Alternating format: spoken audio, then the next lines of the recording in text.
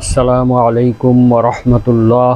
ইন্নাল হামদালিল্লাহ ওয়াসসালাতু ওয়াসসালামু আলা মুহাম্মাদিন ওয়া আলিহি ওয়া আসহাবিহি ওয়া মা ওয়ালা, আম্মা বা'দ।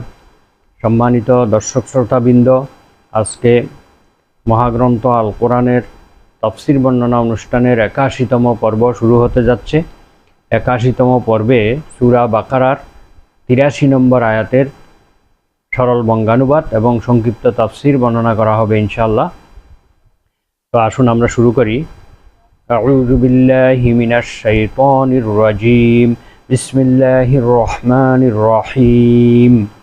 ওয়া ইয আখাযনা মিসাকা বানী ইসরাঈলা লা তা'বুদুনা ইল্লাল্লাহ وبالوالدين إحسانا وذي القربى واليتامى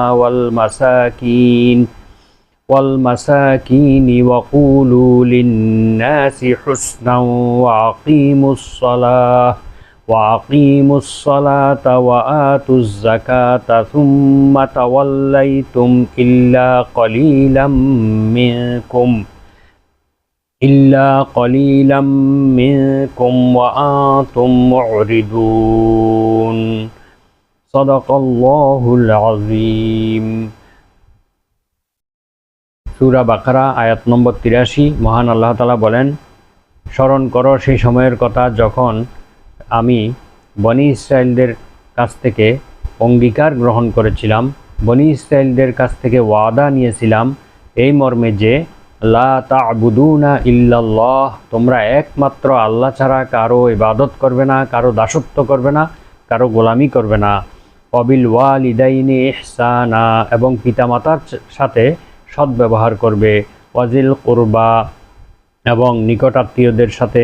ওয়াল ইয়াতামা ওয়াল মাসাকিন, ইয়েতিমগণের সঙ্গে, পিতৃমাতৃহীনদের সাথে এবং মিসকিনদের সাথে, অর্থাৎ নিঃস্ব ব্যক্তিদের সাথে তোমরা সদ্ব্যবহার করবে।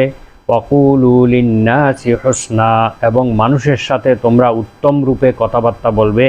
ওয়া আকিমুস সালাতা, এবং তোমরা সালাত কায়েম করবে। ওয়া আতুজ যাকাহ, যাকাত প্রদান করবে।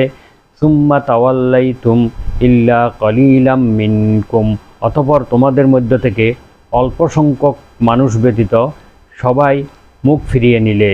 ওয়া আনতুম মুরিদুন, এমত অবস্থায় তোমরা একদল অগ্রাহ্যকারী হিসেবে পরিণত হলে, তোমরা আল্লাহর বিধিবিধানকে অগ্রাহ্যকারী হিসেবে পরিণত হলে।